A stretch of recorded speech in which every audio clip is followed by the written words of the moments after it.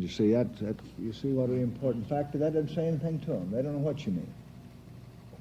Tell Walt also to take the British Prime Minister's wire and what he's asking for and see if we can clear that up in here.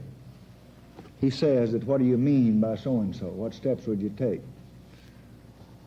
And tell Walt that I saw him and thought he was very good today. Be an important factor in our decision. And our purpose is to bring about a reduction in the level of violence that now exists. It is to save the lives of brave men and innocent women and children. It is to permit the contending forces to move closer to a political settlement. Tonight, I call upon the United Kingdom and the Soviet Union as co-chairmen of the Geneva Conferences and as permanent members of the United Nations Security Council to do all they can to move from the unilateral act of de-escalation I just announced toward genuine peace in Southeast Asia. The United States now, as in the past, is ready to send its representatives to any forum at any time to discuss the means of bringing this war to an end. Let's have Walt outline the 3 or 4 steps we want to ask these folks to do, the United Kingdom. Do they call a Geneva Conference? Do they take it up in the Security Council specifically? You see what I mean? Not on this script, but later for that conference I have, 5 o'clock. One of our most distinguished Americans, Ambassador Averill Harriman, is my personal representative for such talks. In addition, I have asked Ambassador Llewellyn Thompson, who is returning from Moscow for consultation, to be available to join cut out this A here. Gosh, I don't know who would do something like this. Looks like they'd see it when they're typing it. To join Ambassador Harriman at Geneva or any other suitable place. You get that? Gentlemen? Yes. Joe, get that A in there? Just as soon as Hanoi agrees to a conference. I call upon President Ho Chi Minh to respond positively and favorably to this new step toward peace. It may be that Hanoi, having embarked on a major offensive, will not now enter into serious negotiation until South Vietnam and its allies demonstrate that the communists cannot this spring or later destroy our will and our fighting power. I would consider eliminating that, Jim, because of our offensive too, you see, now, at this point. Do you follow me? Ask Walt about that if that shouldn't. If peace does not come through negotiations, it will come when Hanoi understand that our common resolve is unshakable and our common strength is invincible. Tonight, we and other allied nations are contributing 600,000 fighting men to assist 700,000 South Vietnamese troops in defending their country. In 1961, we provided limited military forces to help South Vietnam meet a subversion, guided and supported from the north. Beginning in 1965, we committed ground forces as a direct response to the invasion of South Vietnam with the regular forces of North Vietnam that had begun in the previous year. Yet our presence there has always rested on this basic belief. The main burden of preserving their freedom must be carried with the South Vietnamese themselves. We and our allies can only help to provide a shield behind which the people of South Vietnam can survive and develop. Of their efforts, on their determination and resourcefulness, the outcome then will ultimately depend. That small beleaguered nation has suffered terrible punishment for more than 20 years. What is this red sign there? Does that turn the page? Well, I ought to put it where you can see it. I'll have the pages here, I guess. I pay tribute once again to the great courage and endurance of its people. South Vietnam supports Army forces of almost 700,000 men today, the equivalent of more than 10 million in our own population. Its people maintain their firm determination to be free of domination by the North. There has been substantial progress in building a durable government during the past 3 years.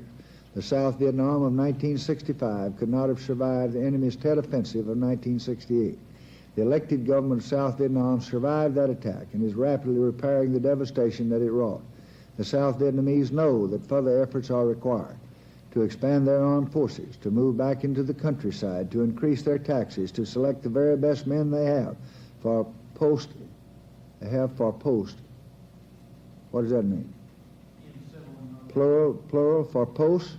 Yes, positions. They have for civil and military positions. Or for best they have for civil and military responsibility. Cut out post in. To achieve a new unity within their constitutional government and to include in the national effort all those groups who wish to preserve South Vietnam's control over its own destiny. Last week, President Chu ordered the mobilization of 135,000 additional South Vietnamese. He planned to reach as soon as possible total military strength of some 800,000 men. To achieve this, the government of South Vietnam started the drafting of 19-year-olds on March the 1st. On May the 1st, the government will begin drafting 18-year-olds. Last month, 10,000 men volunteered for military service, 2.5 times the number of volunteers during the same month last year.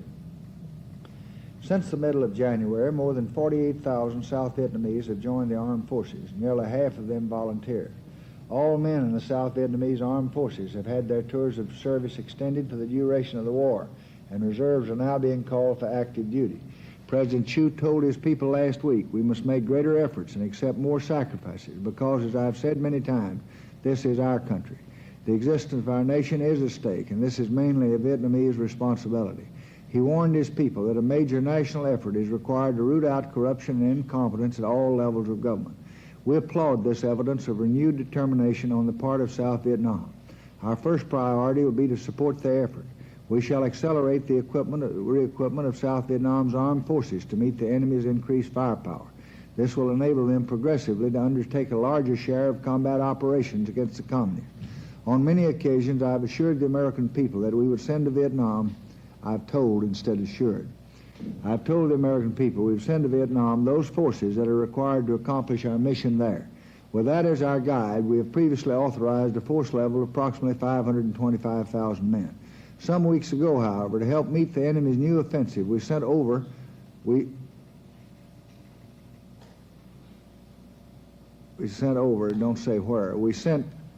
to Vietnam about 11,000 additional Marine and airborne troops. They were deployed by air in 48 hours on an emergency basis. Artillery, tank, aircraft, medical, and other units needed to, I can't read this substitute you've got here, needed to work with and support these infantry troops in combat did not accompany them. In order that these forces may reach maximum combat effectiveness, we should prepare to send during the next 5 months these support troops totaling approximately 13,500 men. A portion of these men will be made available from our active forces. The balance will come from reserve component units which will be called up for service. Action we have taken since the beginning of the year to re-equip the South Vietnamese forces to meet our responsibilities in Korea as well as in Vietnam, to meet price increases in the cost of activating and deploying reserve forces, to replace helicopters, provide the other military supplies we need will require additional expenditure. The estimate of those additional expenditures is, so get Clifford and see what figures. This fiscal year. Well, you're going to have to get them in the next hour so you can mimeograph it, because George is going to want. In this fiscal year and 2 in the next fiscal year. These projected increases in expenditures for our national security bring into sharper focus the nation's need for immediate action to protect the prosperity of the American people and the strength and stability of the dollar, to preserve the international monetary system, and to reverse decisively the trend of increasing deficit in the federal budget and international balance of payment. On many occasions, I've pointed out that without higher taxes or decreased expenditures, next year's deficit would again be around $20 billion. I've emphasized the need to set strict priorities in our spending. I've stressed that failure to act promptly and decisively would raise strong doubts throughout the world about America's willingness to keep its financial house in order. Yet Congress has not acted. And today we face the sharpest financial challenge in the post-war era. They challenge the dollar's role as a keystone of international trade and finance. Yesterday I received important news from the Secretary of the Treasury regarding the results of the monetary conference held this week in Stockholm. The major industrial countries at this conference took a big step toward creating a new international monetary asset that will strengthen the international monetary system. But to make this system work, the United States must bring its balance of payments to or close to equilibrium. We must have a responsible fiscal policy. Enactment of tax bill now, together with expenditure control, would be a major contribution toward this end. At stake and in jeopardy, Jim, if I make all of this speech, what George has got this too, I want you to call this lady at Rivera, Texas, Mary Margaret Gussett, she used to be, and I think she's a doctor's wife, Ewart now. Just beforehand, tell her that we want her to listen to that. And in jeopardy, you know what I'm talking about? Yes.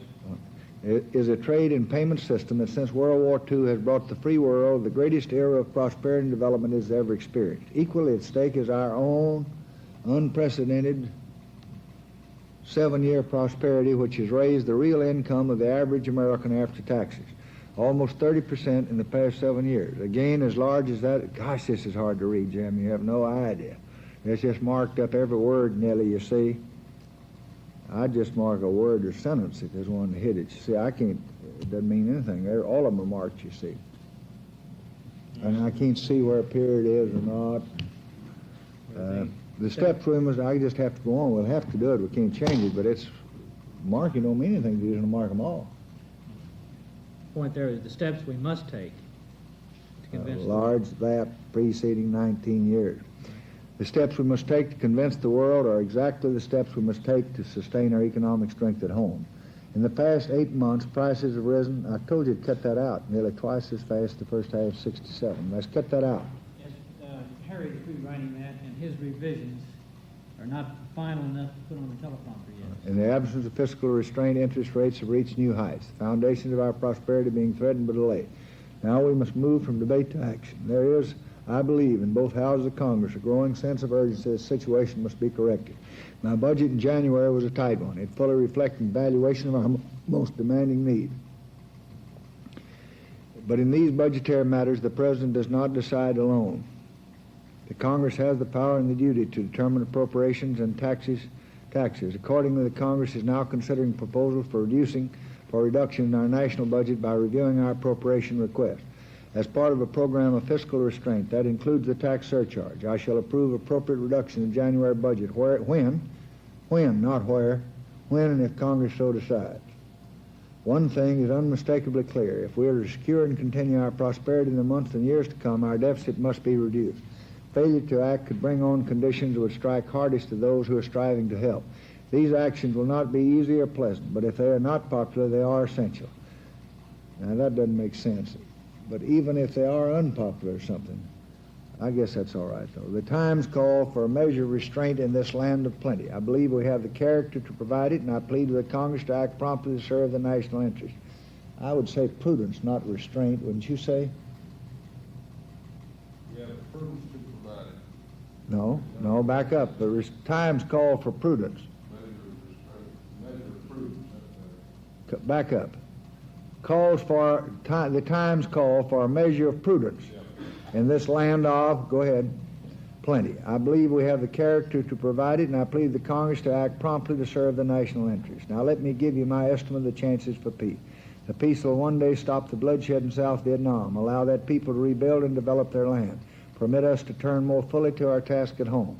I cannot promise that the initiative I'm announcing tonight will be any more successful in achieving peace than the 30 others we have undertaken, than more than 30 others. He said 38, I think, Joe Califano. It is only Hanoi that can decide the issue of aggression from without that has brought us into this war. It is our hope that North Vietnam, after years of fighting that has left the issue unresolved, will now cease its efforts to achieve a military victory and will join us in moving toward peace. And there may come a time when South Vietnamese on both sides are able to work out a way to settle their differences by free political choice rather than by war.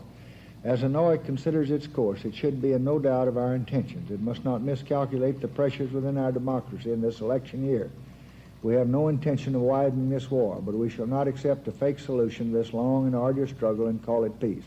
No one can foretell the precise terms of an eventual settlement. Our objective in South Vietnam has never been the annihilation of the enemy. It has been to bring about a recognition in Hanoi that its objective, taking over the South by force, could not be achieved. We support a return to the essential provisions of the Geneva Accords of 1954 and the establishment of political conditions that will permit the South Vietnamese, all the South Vietnamese, to chart their course free of any external domination or interference. Gosh, if that's not State Department language there, George, I never saw it. Tonight, I reaffirm the pledge we made in Manila that we're prepared to withdraw our forces of South Vietnam as the other side withdraws its forces to the north, stops infiltration, the level of violence thus subsides. Our goal of peace and self-determination in Vietnam is directly related to the future of Southeast Asia. Much has happened to inspire confidence in Southeast Asia during the past 10 years. We have done all that we could to contribute to that confidence. A number of its nations have shown what can be accomplished under conditions of security. Since 1965, Indonesia, the fifth largest nation in the world, has had a government dedicated to peace with its neighbors and improved conditions for its own people. Is it 65 or 66, Jim? I want to check that. We got 65 here. They said 66 last night, Indonesia. Political and economic cooperation between nations has grown rapidly. Every American can take pride in the role we have played in Southeast Asia. We can rightly judge, as responsible Southeast Asians themselves do, that the progress the past 3 years would have been far less likely, if not impossible, if America and others had not made the stand in Vietnam. At Johns Hopkins University 3 years ago, I announced we would take part in the great work of developing Southeast Asia, including the Mekong Valley for all the people of the region. Our determination to help build a better land for men on both sides of the present conflict has not diminished. Indeed, the ravages of war have made it more urgent than ever. I repeat tonight what I said at Johns Hopkins, that North Vietnam could take its place in this common effort just as soon as peace comes. Over time, a wider framework of peace and security in Southeast Asia may become possible. The new cooperation on, back up, the new cooperation what? All the nations of the Oh, the new cooperation of the nations of the area could be a foundation stone for lasting peace in Asia. Requires a Southeast Asia composed of free, I'd cut out far, to say lasting peace in Asia. Free and independent nations living at peace with all others. Certainly friendship with the nations of such a Southeast Asia is what we seek, and all that we seek. One day, my fellow citizens, there will be peace in Southeast Asia. It will come because the people of Southeast Asia want it. Those whose armies are at war today, and those who, though threatened, have thus far been spared. Peace will come because Asians were willing to work for it, and to sacrifice for it, and to die for it. For let it never be forgotten, peace will come along because America has sent her sons to help secure it. It has not been easy, far from it. During the past 4.5 years, it has been my fate and responsibility to be commander-in-chief. I've lived daily with the cost of war. I know the pain it's inflicted, the misgivings it's aroused. Throughout this period, I've been sustained by a single principle, that what we're doing now in Vietnam is vital not only to the security of Asia, but to our own security. Surely we have treaties which we must respect. Surely we have commitments which we must keep. Resolutions of Congress testify to the need to resist aggression in Southeast Asia. But the heart of our involvement in South Vietnam has always been American security. It's America's security that's what it's all about. And the larger purpose of our involvement has always been to help the nations of Southeast Asia become independent, self-sustaining members of the world community, at peace with themselves and with all others. With such an Asia, our country and the world will be far more secure than it is tonight. I believe that a peaceful Asia is far nearer to reality because of what America has done in Vietnam. I believe that the men who endure the dangers of battle there are helping the entire world avoid far greater conflicts than this one. The peace that will bring them home will come. Tonight I have offered the first in what I hope will be a series of mutual moves toward peace. I pray it will not be rejected with the leaders of North Vietnam. I pray that they'll accept it as a means by which the sacrifices of their own people may be ended. I ask your support, my fellow citizens, for this effort to reach across the battlefield toward an early peace. May God be with us. Good night.